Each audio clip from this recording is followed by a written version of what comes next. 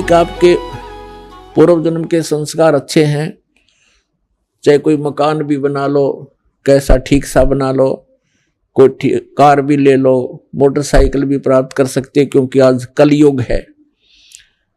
तो कहने का भाव ये है कि यदि भगवान की दया है तो लीजिए, नहीं तो भगत को जीने के लिए अपने परमात्मा कबीर जी की उस जीवन शैली पर नजर लगानी चाहिए।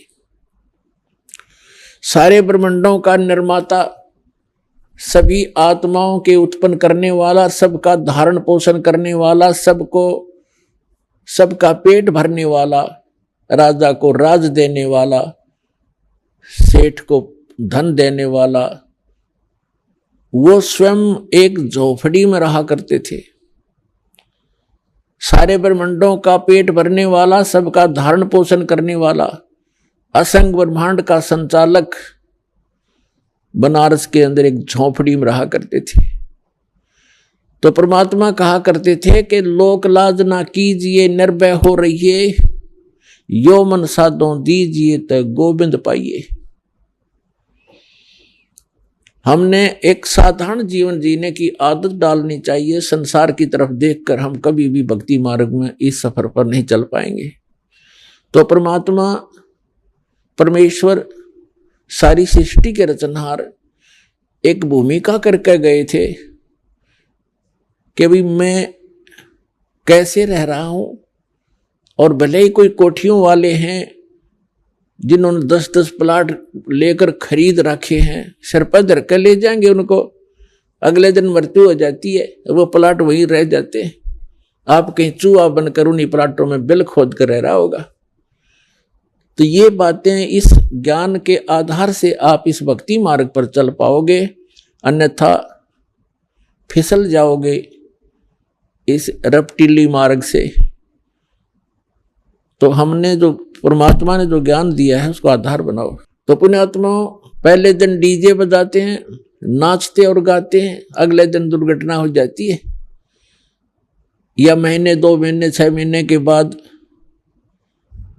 कोई ना कोई और दुर्घटना घट जाती है। तो इन सब बातों को, भले ये एकाध घटना है, लेकिन हमने इसको ये मान के चलना पड़ेगा कि यह बिजली कभी भी गिर सकती है।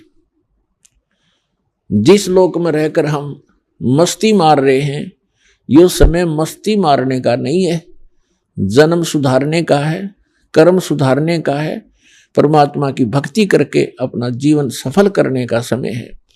तो इसके विषय में नानक साहिब जी कहते हैं कि ना जाने काल की कर डारे, और किस विध ढल जा पासावे, और जिन्हां ते सरते मौत खुड़क दी उन्हां केड़ा हासावे।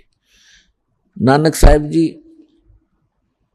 सिख धर्म के प्रवर्तक, परमात्मा प्राप्ति के उपरांत वो ऐसे रहा करते थे मायूस से, क्योंकि वो उस स्थान को देख चुके थे जहां पर हम पहले रहा करते थे। एक परम सुख में सथल है, और हम उसको छोड़कर इस गंदे लोक में फंस गए थे। अब जिसने वो स्थान देख लिया, उसका मन यहां नहीं लगेगा, उसको तो ऐसा लगेगा जैसे तू गलत जगह फंस रहा है। कब वो समय आए, मेरे मृत्यु हो, परमात्मा मुझे ले चले उस लोक में। तो इसलिए वो हमेशा मायूस रहते थे। यहां का कोई भी सुख उनको सुख दिखाई नहीं देता था। तो उस समय 1-2 भक्त जाते थे, उनसे कहा करते थे कि महाराज जी, आप हमें कभी खुश नजर नहीं आते, आप मायूस मायूस से रहते हैं, इसका कारण बताइए। तो नानक साहिब जी ने कहा था, भाई ना जाने काल की कर डारे, और किस विध ढल जा पासावे, और जिन हाथे सिरते मौत खुड़क दी उन्हां केड़ा हासावे। कि हमें पता है, ये मालूम है कि कभी भी बिजली गिर जाएगी, ना जाने किन कारणों से हार्ट अटैक हो जा, कोई और रोग के कारण मृत्यु हो जा, दुर्घटना में हो जाए। और यहां पता नहीं के बिजली गिर जा। जैसे उत्तराखंड के अंदर गए थे केदारनाथ का माथा टेकने और कल्याण कराने, और वो क्या हो गया वहां पर 1 सेकंड में आराम से बैठे बतला रहे थे कोई कुछ कर रहा था, कोई सोच रहा था, कोई विवाह की बातें कर रहा था, कोई भविष्य की प्लानिंग बना रहा था, ये बनाऊंगा, वह कोठी बनाऊंगा। अरे 1 मिनट में बादल फट गया, इतना भयंकर फ्लड आ गई कि सब कुछ बहा दिया, उनके नामो निशान नहीं। काफी लोगों का तो 100 भी नहीं मिले, मलबे के अंदर दब गए। तो पुण्यात्मा इसे लोक में और नाचो गाओ और यहाँ की भविष्य की स्कीम और ये कोठी बनाने की बनाओ, तो भक्त नहीं हो, छींट नहीं लगी आपका भक्ति की। फिर तो नानक साहब जी कहते, ना जाने काल की कर डारे और किस विध ढल जा पास आवे, और जिनाते सरते मौत खुटक दी। 1 सेकंड का पता नहीं। कबीर साहब कहते, ना जाने अगले सांस का आवण हो कि ना हो। तो उनको कैसा हंसा, वो क्या किस चीज पर हंसे। फिर उन्होंने पूछा, क्या आप सदा ऐसे मायूस रहते हैं? क्या आप सदा ऐसे ही रहते हैं? कहते नहीं, साध मिले सड साधी होंदी और विछड़ जाए दिलगीरी वे, अख दे नानक सुनो जिहाना, ये मुश्किल हाल फकीरी वे। कि जिसमें मेरे भक्त,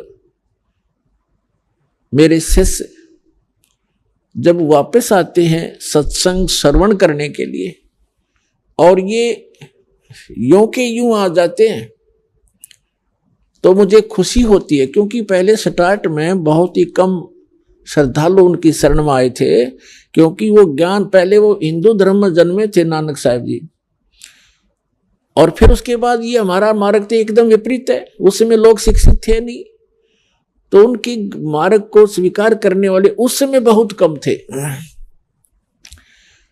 तो जिस भी कारण 150-200 जितने भी भक्त आते थे सत्संग छोड़ने के लिए, तो गिनती के होते थे, और 2-4 नहीं आते किसी दिन, तो गुरुदेव पूछा करते थे, फलाना नहीं आया भाई, क्या बात होगी।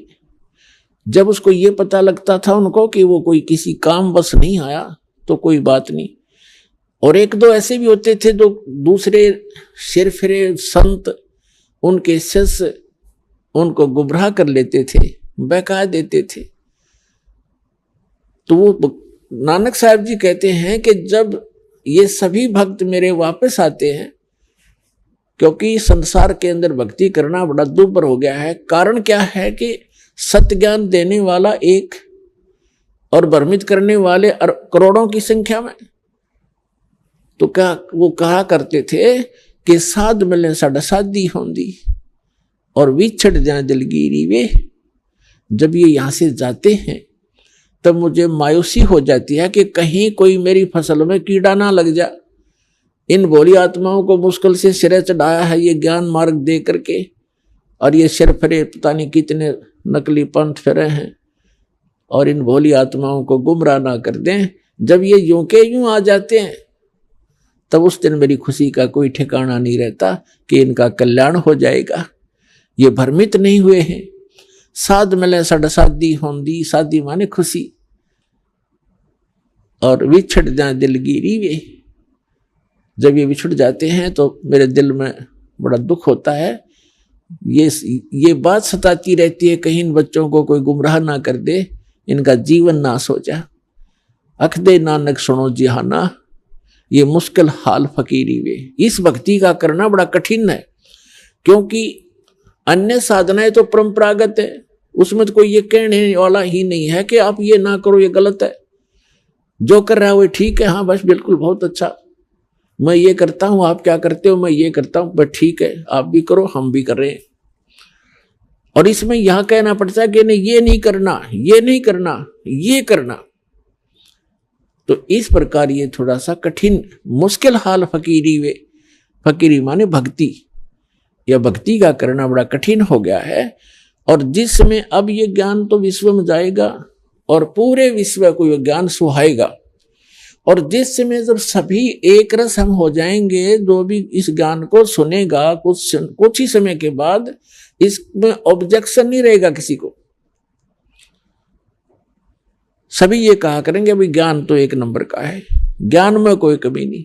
अब जो इतनी हाँ भरण लग गया, इतना स्वीकार करेगा, तो एक दिन वो उपदेश भी लेगा, तो फिर समस्या समाधान हो जाएगी, फिर आसान हो जाएगी यह फकीरी। फिर ये सब कोई बाधक नहीं रहेगा, तो उसके लिए ज्ञान प्रचार सत्संग में आपको बार बार बुलाना, इसका उद्देश्य मूल यही है कि आप आते रहोगे, आपका भक्ति में विश्वास बढ़ता चला जाएगा। आप जी को यहां बुलाना कोई शौक नहीं हमारा, ये एक अनमोल काम किया जा रहा है।